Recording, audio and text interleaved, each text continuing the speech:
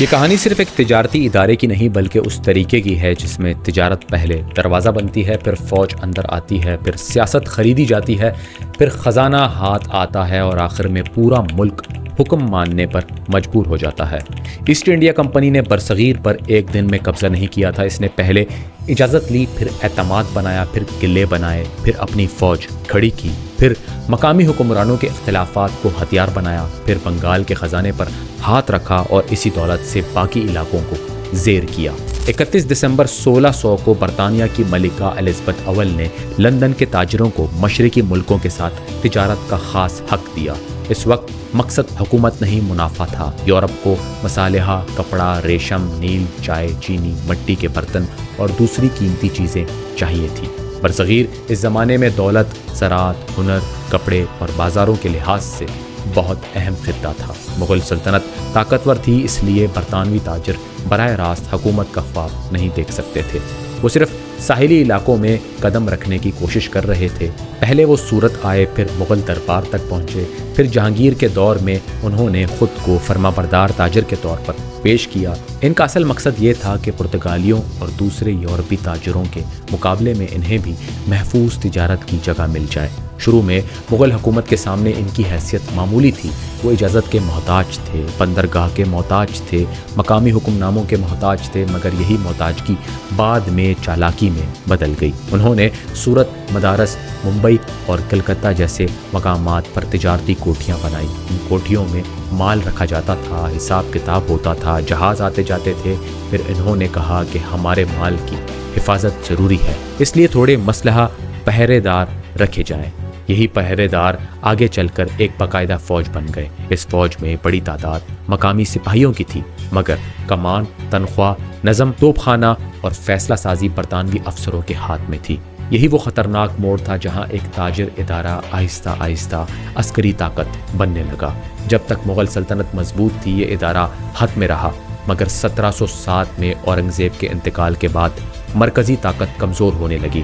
صوبے خود مختار ہونے لگے، درباروں میں سازشیں بڑھتی گئی، مرہٹے، نواب، راجے، نظام، سکھ، افغان اور مقامی قوتیں اپنے اپنے مفادات کے لیے لڑنے لگی۔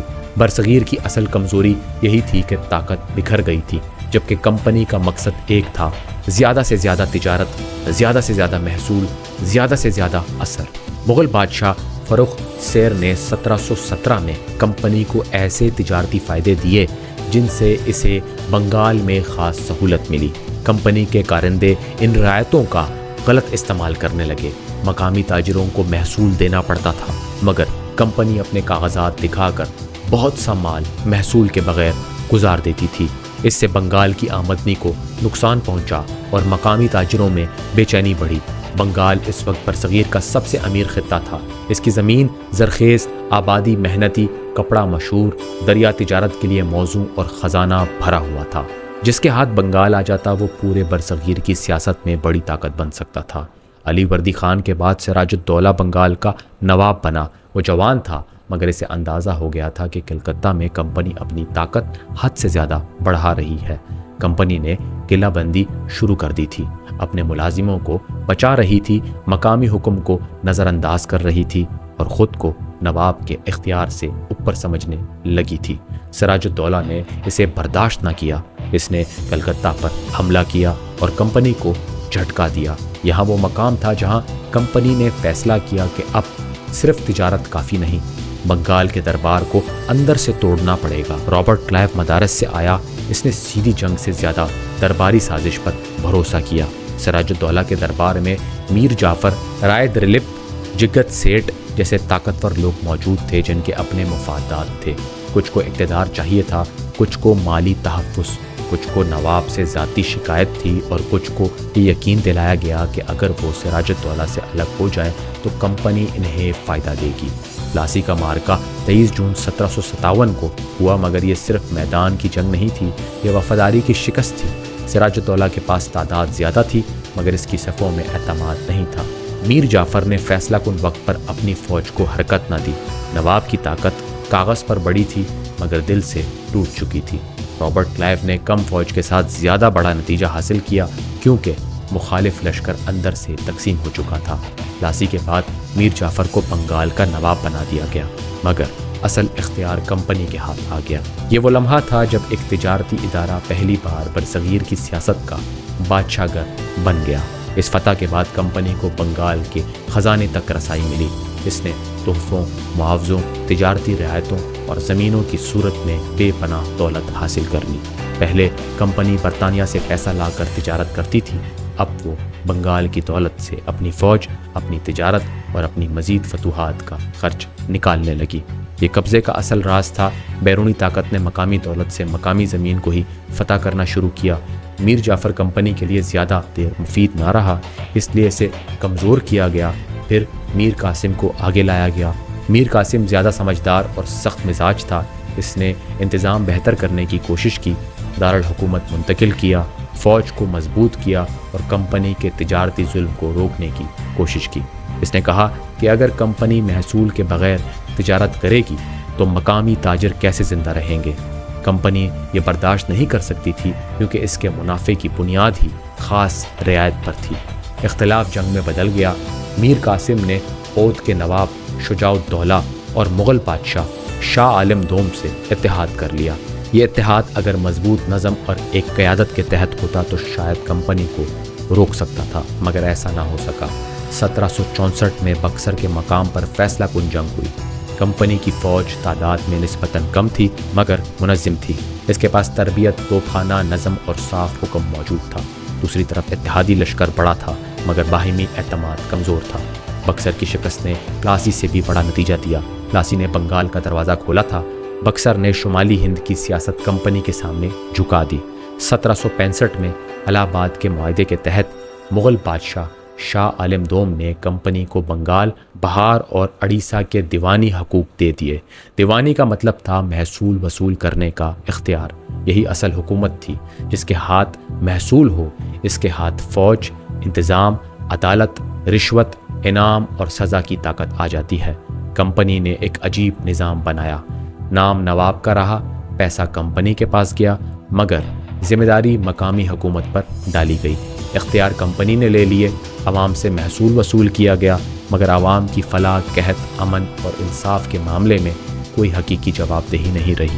بنگال کا خزانہ برطانوی تجارت اور فوجی پھیلاؤ کا ایندھن بن گیا۔ کسانوں پر بوجھ بڑھا، مقامی صنعتوں پر دباؤ آیا، کپڑے کے کاریگر کمپنی کے تجارتی نظام میں پھنسے رہے، زمینداروں کو محصول کے لیے سخت کیا گیا اور عام آدمی کے لیے زندگی گزارنا مشکل ہو گئی۔ 1770 میں بنگال میں خوفناک قسم کا قحط آ گیا۔ لاکھوں لوگ مر گئے، فصلیں خراب ہو گئی، مگر محصول کا نظام نرم نہ ہوا۔ اس قحط نے دکھا دیا کہ کمپنی ایک تاجر ادارہ تھی، ریاست نہیں۔ ریاست عوام کو بچاتی ہے، کمپنی نفع دیکھتی ہے۔ جب برطانیہ میں یہ بات پھیلی کہ کمپنی کے افسر ہندوستان سے بے پناہ دولت لے کر واپس آ رہے ہیں تو برطانوی پارلیمان بھی متحرک ہو گئی۔ مگر اس کا مقصد برصغیر کو آزادی دینا نہیں تھا، بلکہ کمپنی کو برطانوی حکومت کے کنٹرول میں لانا تھا۔ یعنی طاقت کمپنی سے نکل کر آہستہ آہستہ برطانوی ریاست کے ہاتھ مضبوط کرنے لگی۔ 1773 کے قانون سے بنگال کے گورنر کو زیادہ اختیار ملا۔ پھر 1784 کے قانون سے برطانوی حکومت نے کمپنی کی سیاسی پالیسیوں پر نگرانی مضبوط کر دی۔ اب کمپنی تجارت بھی کر رہی تھی، حکومت بھی کر رہی تھی اور برطانوی ریاست بھی اس کے پیچھے کھڑی ہو رہی تھی۔ اس کے بعد قبضے کا دوسرا دور شروع ہوا۔ کمپنی نے صرف جنگ نہیں لڑی، معاہدوں کو ہتھیار بنایا۔ کسی ریاست کو کہا گیا کہ ہم تمہاری حفاظت کریں گے مگر ہماری فوج تمہارے علاقے میں رہے گی۔ اس فوج کا خرچ تم دو گے، تم ہماری اجازت کے بغیر کسی اور طاقت سے تعلق نہیں رکھو گے۔ اس نظام نے کئی حکمرانوں کو باہر سے بادشاہ رکھا، اندر سے محتاج بنا دیا۔ اگر وہ فوج کا خرچ نہ دے سکتے تو زمین دے دیتے، اگر پالیسی میں اختلاف کرتے تو معزول ہو جاتے۔ یوں کمپنی نے بغیر جنگ کیے ریاستوں کو اپنے دائرے میں لانا شروع کیا۔ میسور میں حیدر علی اور ٹیپو سلطان نے سخت مزاحمت کی۔ ٹیپو سلطان نے سمجھ لیا تھا کہ یہ صرف تجارت کا مسئلہ نہیں، آزادی کا مسئلہ ہے۔ اس نے فرانسیسیوں سے رابطے کیے، فوجی اصلاحات کی، مگر 1799 میں سرنگا پٹم کی جنگ میں وہ مارا گیا۔ میسور کی مزاحمت ٹوٹنے سے جنوب میں کمپنی کی راہ کھل گئی۔ مرہٹا طاقت بھی برصغیر کی بڑی قوت تھی، مگر وہ بھی اندرونی تقسیم کا شکار تھی۔ مختلف مرہٹا سردار ایک مرکز کے تحت مکمل متحد نہ رہ سکے۔ کمپنی نے ایک کو دوسرے کے خلاف استعمال کیا، معاہدے کیے، جنگیں لڑی اور آخر کار مرہٹا طاقت کو بھی محدود کر دیا۔ 1803 میں دہلی پر کمپنی کا اثر قائم ہوا اور مغل بادشاہ اس کے تحفظ میں آ گیا۔ یہ منظر تاریخ کا تلخ ترین موڑ تھا۔ جس مغل سلطنت کے دربار سے کبھی کمپنی اجازت مانگتی تھی، اسی سلطنت کا بادشاہ اب کمپنی کے سائے میں رہنے لگا۔ پنجاب میں سکھ سلطنت مہاراجہ رنجیت سنگھ کے دور میں مضبوط رہی، اس لیے کمپنی نے براہ راست ٹکر سے پرہیز کیا، مگر رنجیت سنگھ کے بعد اندرونی کمزوری بڑھی، درباری اختلافات شدید ہوئے اور 2 جنگوں کے بعد 1849 میں پنجاب بھی کمپنی کے قبضے میں چلا گیا۔ سندھ کو 1843 میں اپنے کنٹرول میں لیا گیا۔ اودھ کو 1856 میں بد انتظامی کے بہانے شامل کر لیا گیا، حالانکہ حقیقت میں اودھ کی زمین آمدنی اور فوجی اہمیت کمپنی کے لیے بہت قیمتی تھی۔ اسی دور میں ایک اور طریقہ استعمال ہوا جس کے تحت اگر کسی ریاست کا حکمران بغیر حقیقی مرد وارث کے مر جاتا تو اس کی گود لی ہوئی اولاد کو حکمرانی کا حق نہ دیا جاتا اور ریاست کمپنی میں شامل کر لی جاتی۔ ستارہ، جھانسی اور ناگپور جیسے علاقوں پر اسی سوچ کے تحت ہاتھ ڈالا گیا۔ جھانسی کی رانی کا غصہ صرف ذاتی نہیں تھا، یہ اس پالیسی کے خلاف مزاحمت تھی جو مقامی روایات کو ماننے کے بجائے قبضے کا بہانہ ڈھونڈتی تھی۔ کمپنی نے ایک صدی کے اندر تجارت، رشوت، سازش، محصول، فوج، معاہدے، قلعے، عدالتیں، زمینداری، نظام اور حکومتی قوانین کے ذریعے برصغیر کے بڑے حصے پر گرفت قائم کر لی۔ اس گرفت کی بنیاد صرف برطانوی طاقت نہیں تھی، مقامی کمزوری بھی اتنی ہی اہم تھی۔ اگر دربار متحد ہوتے، اگر خزانے عوامی طاقت میں بدلتے، اگر فوجیں جدید نظم کے تحت ہوتی، اگر حکمران ایک دوسرے کے خلاف بیرونی مدد نہ لیتے تو ایک تجارتی ادارہ اتنا آگے نہ بڑھتا۔ کمپنی نے ہر اختلاف کو راستہ بنایا۔ جہاں 2 بھائی اقتدار کے لیے لڑے، وہاں اس نے ایک کو سہارا دیا۔ جہاں نواب کو دشمن سے خوف تھا، وہاں اس نے حفاظت کی قیمت لی۔ جہاں خزانہ کمزور ہوا، وہاں قرض اور فوجی خرچ کا جال ڈالا۔ جہاں دربار میں ناراضگی تھی، وہاں غدار پیدا کیے۔ جہاں عوام دبے ہوئے تھے، وہاں محصول بڑھا دیا۔ یہی وہ نظام تھا جس نے ایک دکاندار ذہن کو سلطنت کا مالک بنا دیا۔ مگر اتنا بڑا ظلم ہمیشہ خاموشی سے نہیں چلتا۔ سپاہیوں میں ناراضی تھی، کسان پریشان تھے، پرانے حکمران بے دخل ہو چکے تھے، کاریگر برباد ہو گئے تھے، مذہبی خدشات بڑھ رہے تھے، زمیندار خوف میں مبتلا تھے اور عوام کو محسوس ہونے لگا تھا کہ ان کی سرزمین پر فیصلے باہر سے ہوتے ہیں۔ 1857 میں چنگاری فوج سے اٹھی، مگر آگ بہت گہری تھی۔ کارتوس کا مسئلہ فوری وجہ بنا، مگر اصل غصہ برسوں کی بے عزتی، معاشی دباؤ، قبضے، مداخلت اور بے اعتمادی کا نتیجہ تھا۔ میرٹھ سے بغاوت اٹھی، دہلی میں بہادر شاہ ظفر کو علامتی قیادت دی گئی، کانپور، لکھنؤ، جھانسی اور کئی علاقوں میں مزاحمت پھیلتی چلی گئی۔ کمپنی نے اسے سختی سے کچلا، مگر برطانیہ کو سمجھ آ گیا کہ اتنے بڑے خطے کو ایک تجارتی ادارے کے ذریعے چلانا خطرناک ہو گیا ہے۔ 1858 میں کمپنی کی حکومت ختم کر دی گئی اور برصغیر براہ راست برطانوی تاج کے ماتحت چلا گیا۔ بہادر شاہ ظفر کو جلا وطن کیا گیا، پرانی سلطنت کا آخری چراغ بجھا دیا گیا اور کمپنی جس نے تجارت کے نام پر قدم رکھا تھا، اقتدار برطانوی حکومت کے حوالے کر کے تاریخ سے نکلنے لگی۔ اصل سوال یہ نہیں کہ ایک کمپنی نے پورے برصغیر پر حکومت کیسے کی، اصل جواب یہ ہے کہ اس نے حکومت نہیں، پہلے محصول پر قبضہ کیا، پھر فوج بنائی، پھر سیاست خریدی، پھر قانون اپنے حق میں لکھوایا، پھر مقامی طاقتوں کو تقسیم رکھا اور آخر میں وہی کیا جو ہر سامراجی طاقت کرتی ہے۔ جس زمین سے دولت نکالی، اسی دولت سے اس زمین کو محکوم بنا دیا۔ ایسٹ انڈیا کمپنی کی کہانی ہمیں یہ بتاتی ہے کہ قومیں صرف باہر کے حملے سے نہیں گرتی، اندر کی تقسیم، حکمرانوں کی خود غرضی، کمزور ادارے، بکنے والے دربار، بے سمت فوج اور عوام سے کٹی ہوئی سیاست بھی انہیں غلامی تک لے جاتی ہے۔ ایک تجارتی ادارہ اس لیے سلطنت بنا کیونکہ برصغیر کے حکمران اسے وقت پر تاجر سے خطرہ، خطرے سے مداخلت، مداخلت سے قبضہ اور قبضے سے حکومت بنتا ہوا نہ روک سکے۔